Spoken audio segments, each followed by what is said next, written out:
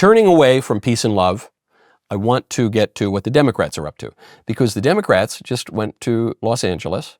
Democrat legislators went to Los Angeles, were there with a former Democrat legislator, Karen Bass, another communist, like an actual card-carrying communist some decades ago, who's now the mayor of Los Angeles, to announce a program to track ICE. I shared this with the mayor. Over the course of the next couple of weeks, the Oversight Committee will be launching on their website a master ICE tracker, where we're going to be essentially tracking every single instance that we can verify that the community will be able to send us information on. They're going to put the ICE master tracker on their website. Let me ask you something. What you just heard there from the Democrats. Let me ask you, what's that for? What's that for? Because they said it in a really boring way, and we're going to have a master tracker on our website that people can go to look when ICE is coming. What does that mean? What's that for? There are only two things that can be for. I'm going to give the most charitable view. The most charitable view, ignoring the reality of Democrats in politics right now, just being as gracious as I can be, is that Democrat federal officials working with local officials are undermining law enforcement. Undermining cops who are enforcing the most basic of American laws, namely who can come in, namely the border, which literally delineates the country. You have Democrats who are so lawless, who are so tyrannical, or would be tyrannical if the people would give them the power that they demanded, who are so irrational that they would undermine law enforcement, kicking out murderers and gangsters and terrorists. That's the best thing I can say about them. Because you know the more likely reason that they're putting this website up is to encourage violence against ICE. Because there's been a lot of violence against ICE. That's why ICE has to wear the masks now. And then Democrats like Gavin Newsom in California try to pass laws that force the ICE members to take their masks down. It's the one mask that Gavin Newsom doesn't like. Gavin Newsom made us put masks on 2-year-old babies for years. Oh, we were all about masks when we had to hide from the Wu flu, contrary to scientific data. But now that federal law enforcement are trying to protect themselves and their families from being doxxed and harassed and murdered, now they got to take the masks off. And now there's going to be a website put up not by Antifa, not by some fringe left-wing group, by the Democrats in Congress, federal law enforcement, federal legislators, the lawmakers who are undermining federal law enforcement and threatening them. And the contextual evidence for that is they have been minimizing and excusing and in some cases celebrating the murder of a center-right civilian for over a month now. And that's just one example. There have been many, many more examples. I'm actually going to be at the Senate in a few days. I'm going to go down for a committee hearing to testify about left-wing political violence. So stay tuned for that. I'm very, very grateful to Senator Schmidt and the Republicans in the U.S. Senate for taking this issue seriously. Text my name, Knowles, K-N-O-W-L-E-S, to the number 989898. Buy gold, get free silver. That's right. For every $5,000 purchased from Birch Gold Group this month in advance of Veterans Day, they will send you a free patriotic silver round that commemorates the Gadsden and American flags.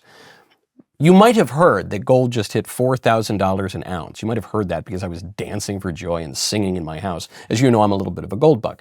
Gold is up over 50% since the beginning of this year. Birch Gold can help you own it by converting an existing IRA or 401k into a tax-sheltered IRA in physical gold. Plus, they will send you free silver honoring our veterans on qualifying purchases. If you are current or former military, Birch Gold has a special offer just for you. They're waiving custodial fees for the first year on investments of any amount.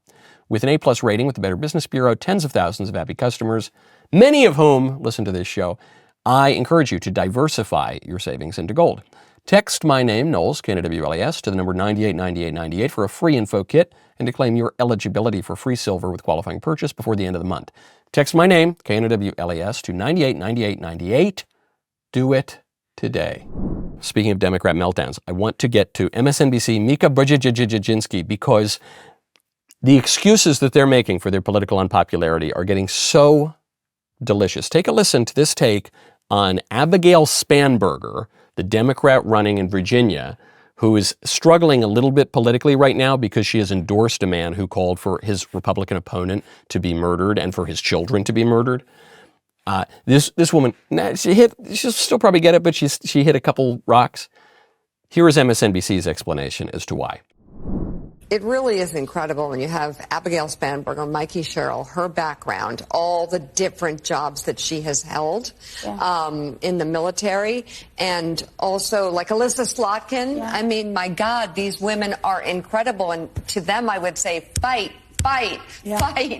because we need them. Yeah. We need them leading. And Mikey is like, she's doing a ton of interview. You know, when I talked to them, when I was in the car, you know, it was this car, she had gone from interview to talk to, but you know, you still see the anxiety. Yeah, Cheryl did have a few missteps in her campaign, but she still has, as you say, about a 5 or 6 point lead per polling. Spanberger's lead in Virginia a little bigger than that, but you know, both still competitive races here heading into the last couple of weeks. But to Mika, to Molly's point, I mean, this is something that a lot of Democrats are grappling with right now. Is they've nominated women 2 of the last 3 elections for the presidency, lost both. There are some who say, well, we can't do that again. The stakes are too high. But of course, that does fall into the same misogynistic trap. Other countries have no problem electing women. Other countries have no problem electing women. Other countries, those good countries, have no problem electing women.